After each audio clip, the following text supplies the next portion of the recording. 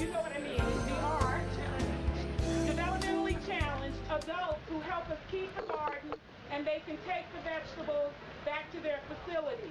So we are trying to promote healthier eating in the African American community. We want people to eat more vegetables, cut back on some of that sugar, okay, and salt. We have lots of children in this community, so they also help with the garden. So please, before you leave, you can go and take a look at the garden. And Alice, see, she ran. Alice is one of my board members. Her father, Mr. Leonard Julian, there's her family over there, Julian family. Her father invented the sugarcane planting machine in 1964. The big red tractor to the back of the building on the right. If you want to get a picture, please get a picture. They will do a tour after the program. Bring your children back. This may be the first time or only time you may be able to talk to a descendant of Mr. Julian. So we're trying to find a sponsor to build a pavilion for the sugarcane planting machine so that we can develop a STEM program to teach science, technology, engineering, and math to the local children. So you'll hear more about his story by talking to one of the family members. We will be starting shortly. There you are.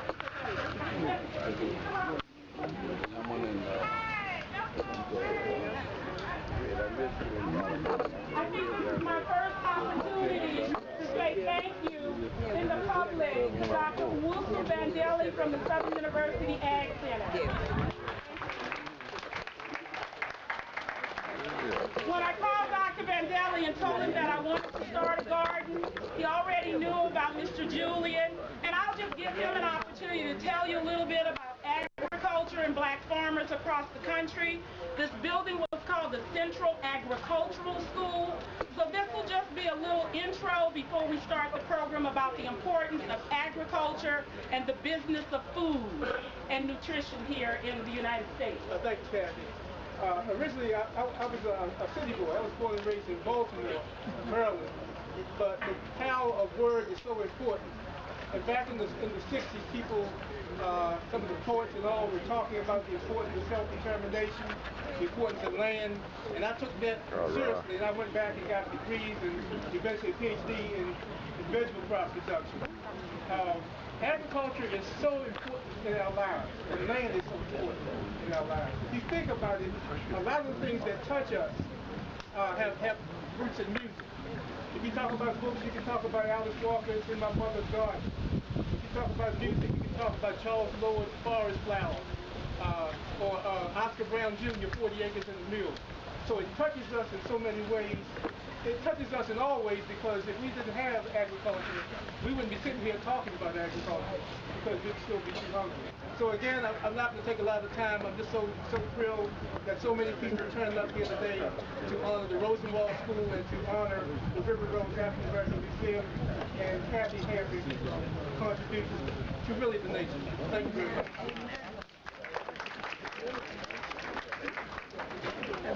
We're still coming around.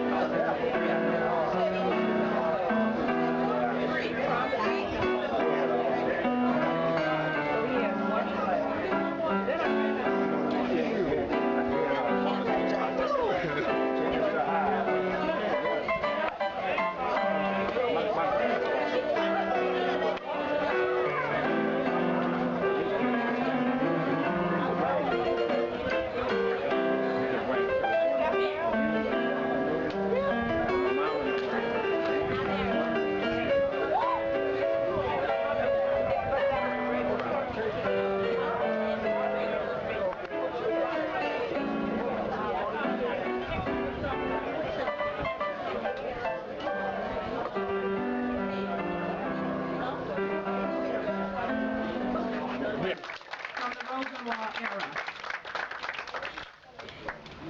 We have a couple of, well, first of all, my name is Kathy Hambrick Jackson, and I am the founder and director of the River Road African American Museum. And I want to thank you. I want to thank you all. You just don't know how much this means to me and to the community of Donaldsonville to see so many people from so many places. I think as far away as Georgia, as far away as Los Angeles.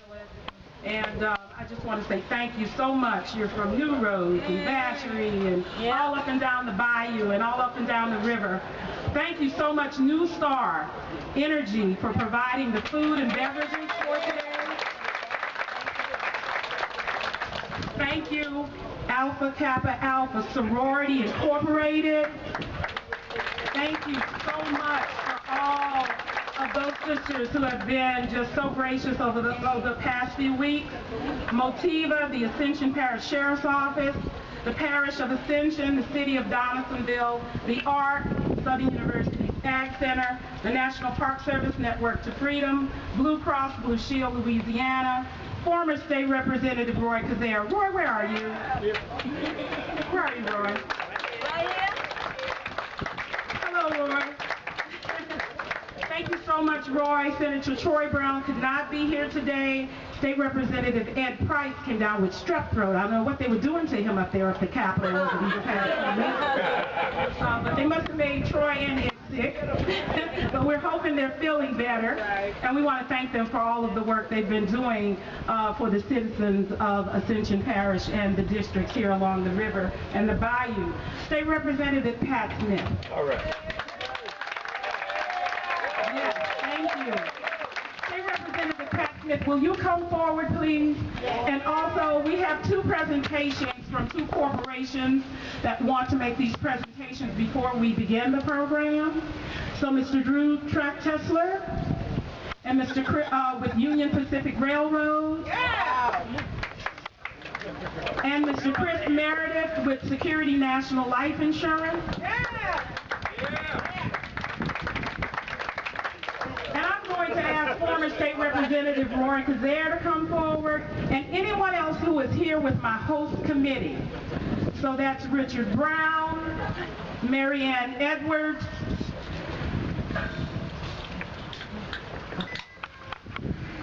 and before we receive this blessing, anyone else with the host committee, we will announce your name, but before we receive this blessing, I would like to invite Reverend Felton Caesar to lead us for the invocation.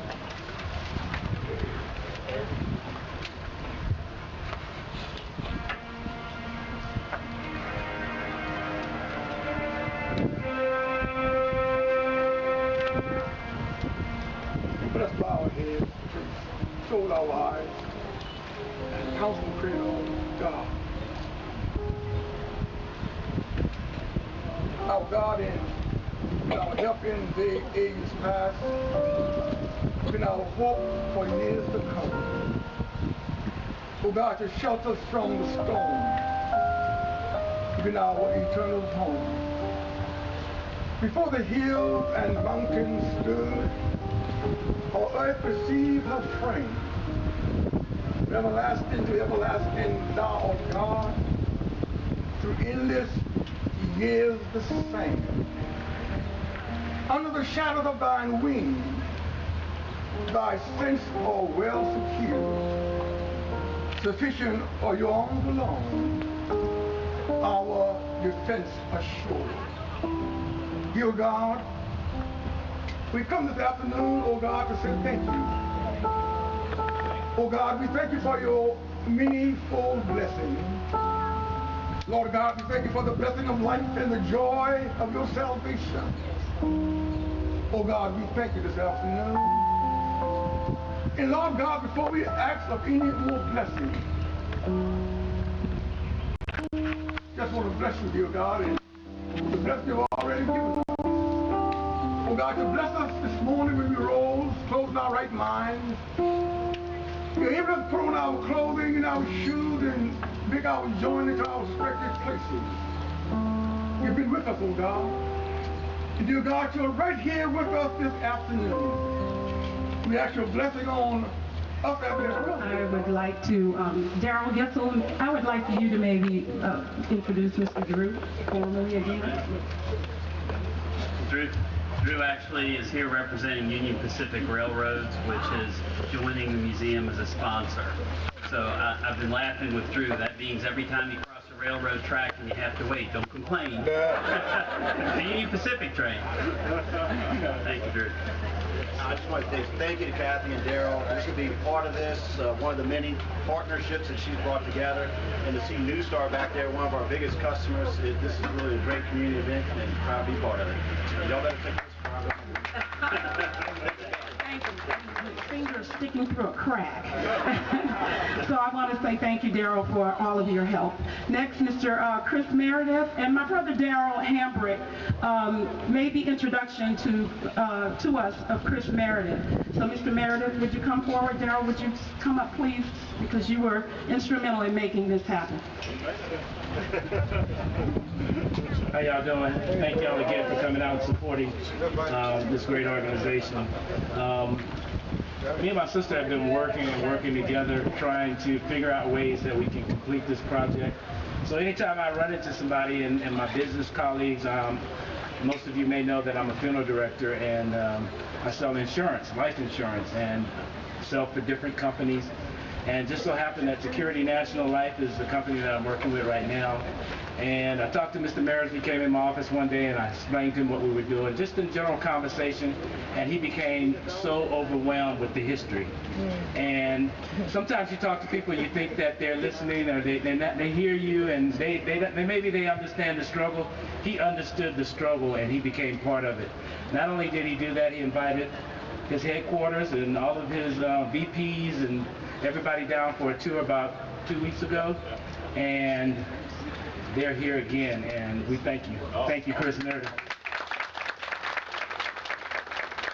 Well, you know, Daryl, once he told me, I'm getting chill bumps actually talking about it, and if you can actually get chill bumps on a hot day in Donaldsonville, Louisiana, you know it's real, you know. But after Daryl introduced me to the museum, and I came down and met with Kathy, and really that was a chill bump day as Kathy took me through there, and a lot of the roots that the museum really goes back to and brings out is a lot of ties to my own family.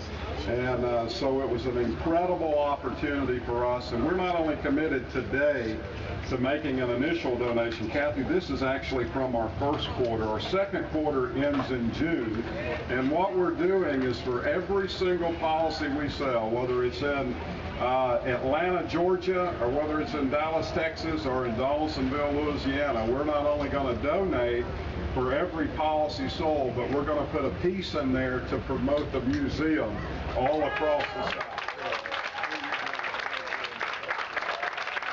For State Representative Pat Smith, and before she was State Representative, Pat Smith made the first individual $500 donation, and this was about 15 years ago. Our museum is 19 years old a couple of months ago, and she wrote a check for $500, and it was the first corporate matching gift that we received from ExxonMobil when she was employed with ExxonMobil. So Pat, to say thank you for those first years when we were across the river, and to say thank you for being such a friend of the museum all of these years, we have a brick that will be placed in our first circle of supporters today. Thank you.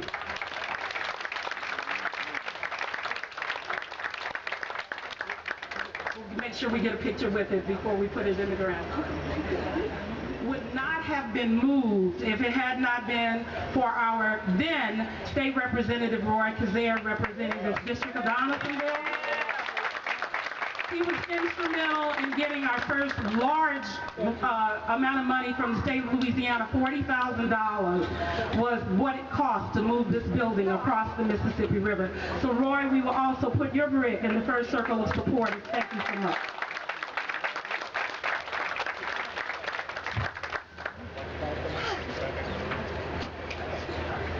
So without any further ado, I know Mayor Leroy Sullivan had to leave, so I'm going to ask our City Councilman, Mr. Lothar Delaney.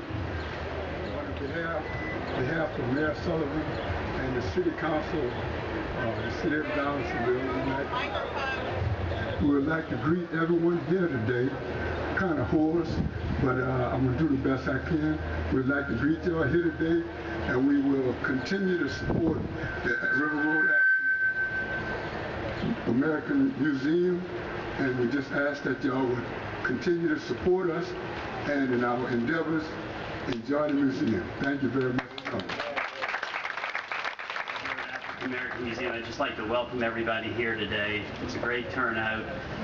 We today are celebrating the shared vision of education of both Booker T. Washington and Julius Rosenwald. There are a lot of people who know Booker T. Washington but don't fully understand the partnership that he built with Julius Rosenwald.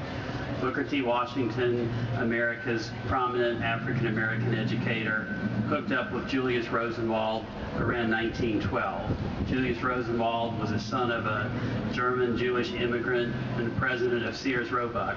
At that point in time, Sears was the largest retail operation in the world. Both Rosenwald and Booker T. Washington shared the same vision that the only way that African American children were going to gain the full benefits of citizenship in America after emancipation was through education. They both believed very much in self-reliance, and it was a bond that continued throughout their relationship. Together, these two men built 5,300 schools to educate African American children in 15 states. The building that you're looking at here actually represents one of those very schools. The National Trust certified it as a, quote, Rosenwald school. The schools actually were part of the Central Agricultural School program that Booker T. Washington started and Rosenwald helped fund. Rosenwald himself was pretty selfless and did not want anything named in his honor. And the schools today are basically called Rosenwald schools, not by any edict on his end, quite the contrary. White community and 1/3 raised by the African American community. So an amazing partnership that, again, transformed the landscape of the South in terms of education and community. So the building you're looking at looks like a small building without a lot of significance, but if you understand its meaning, it's huge. Louisiana had 400 such schools. Today we have a handful that are left. So again, the community is very fortunate to have the school. Once finished, it will actually become the centerpiece of the museum. Our existing structure is small. Kathy has a huge number of people who want to come, and unfortunately, because of space, it's somewhat limited. The addition of this building will greatly enhance that. We have struggled since 1996 to get this building put together. Kathy may have mentioned that it was donated by the St. James School Board. The building was moved here across the Sunshine Bridge, cut in 4 pieces. And today, for the first time, we actually have steps and a ramp, so we can actually allow people to get in safely. For years, Kathy has actually crossed over almost a ladder to get in and out of the building. So it will now be open to the public for tours, since we can safely get people in and out. We are looking for new partners. The addition of Union Pacific and Security National today are part of that building process. So if you're involved in the community, we'd love to have you involved. The museum actually has a wonderful national standing and reputation all across the board. So thank you for being here. And I'd like to acknowledge the board members, past and present. If you could stand up, if you're here. I guess maybe wave.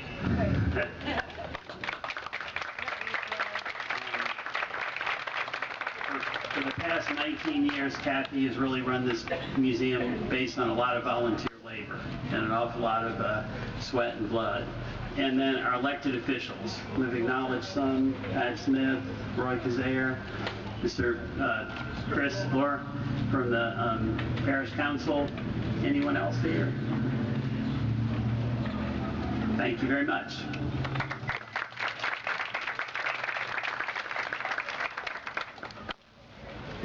I see one of my past board presidents here, who also probably spent some time under the building. Amos Favorite, I just wanted to say hello. Thank you, Amos. I think you served 2 terms. My brother Darrell was supposed to serve 2 terms, but I think he's been with me, all my life.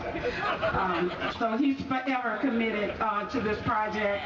I want to say thank you to my husband, Johnny Jackson, because, he really is the one who who has to listen to all of my sad stories and happy stories too. He also has the longest honeydew list of any man. Johnny, where are you? Where is he? Okay, he's probably doing something. But anyway, I see Dr. Thomas Durant back there also. Dr. Durant, thank you. Valerie Jackson-Jones. Is Dr. Joyce Jackson here? Dr. Joyce Jackson from LSU could not be here today, but I just want to say thank you. If I overlooked mentioning your name, you were included in our electronic email, and I hope that the media who is here will get a chance to talk to some of you.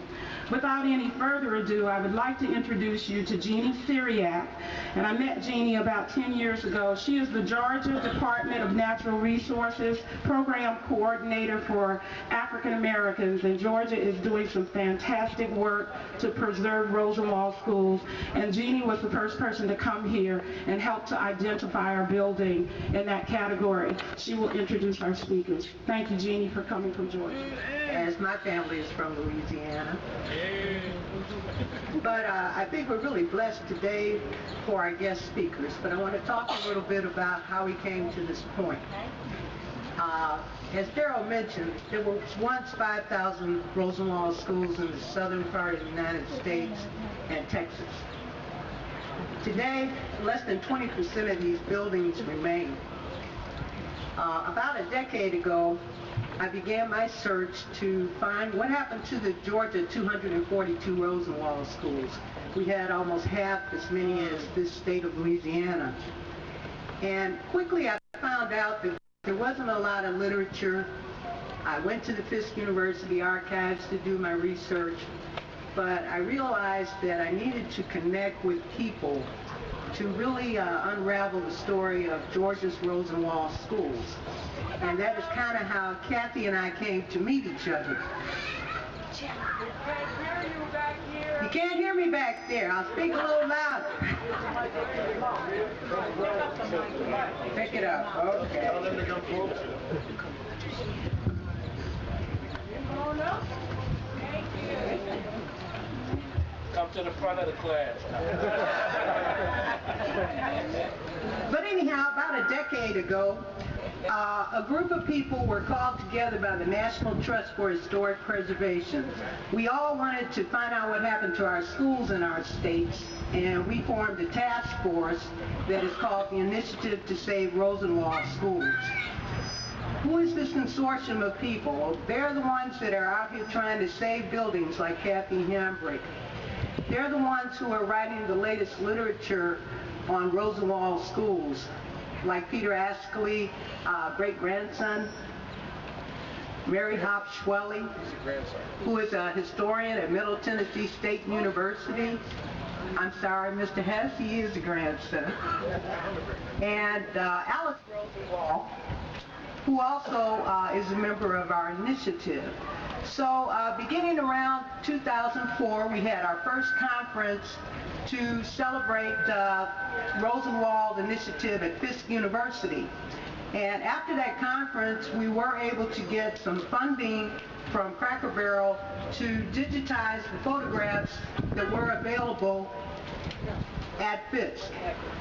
Now this can be accessed by the younger generation and older generation online at rosenwaldschools.com. The next initiative that we really supported was to develop partnerships with the Lowe's Charitable and Educational Foundation. And this resulted in about 40 schools throughout the South getting serious grants to restore their buildings. Today, members of the Rosenwald family and the National Trust for Historic Preservation have started the Centennial Fund, which is another funding source for the restoration of these schools.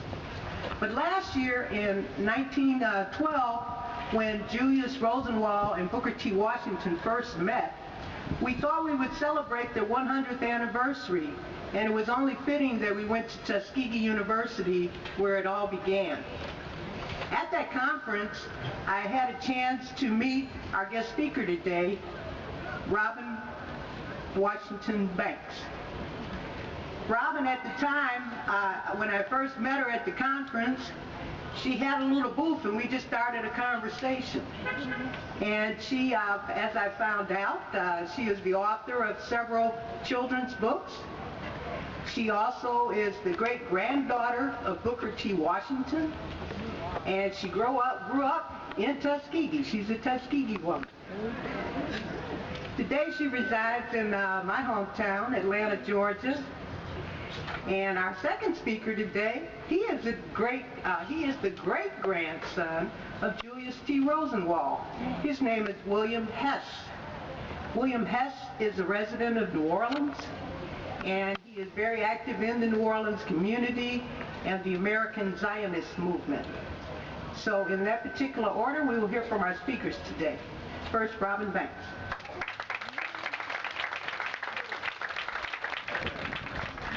I want to thank all those who made my visit here possible, especially to Kathy Hamburg Jackson and the River Road Museum Board of Directors, and to all members of the River Road Museum Complex team.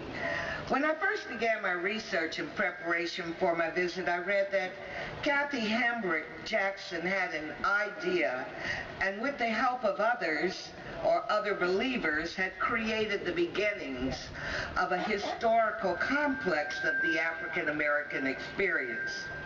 What they are doing today is much like what Booker T. Washington did when Lewis Adams had the idea for a school for coloreds in a little town in Alabama called Tuskegee. Booker took that idea and developed it into a reality. So bravo to the River Road Museum development, and especially to SOAR. Kathy, greater tasks to begin, greater laurels to win. I have been invited here today to share with you my interpretation of my great-grandfather Booker T. Washington's contribution to education, and to learn how to work a mic. Okay. Now, to me, to understand Booker's contribution, I believe it is necessary to understand his education, because it shows evidence of the scripture, Proverbs 22:6, that says, "Train a child in the way he should go, and he will remember it all his life." Booker was born into slavery in 1856. But you clean up this room, and I'll come back and check on you. So Miss Mackey went ahead and registered other students. Booker took everything he had learned from Miss Viola Ruffner, and he cleaned that room. Booker didn't clean that room one time. Nope, not Booker T. Washington, because why? Ain't no in between to clean. He did not clean that room 2 times. Or 3 times. The book, I think, says it was 3 times. I'm just trying to add. But anyway, Booker cleaned that room so well that when Miss Mackey came back, it is said she took a white glove and went around the room looking for dust, which she found nowhere. Booker was admitted to Hampton Institute. She was hired as the janitor, and he became one of Mrs. Mackey's greatest mentees.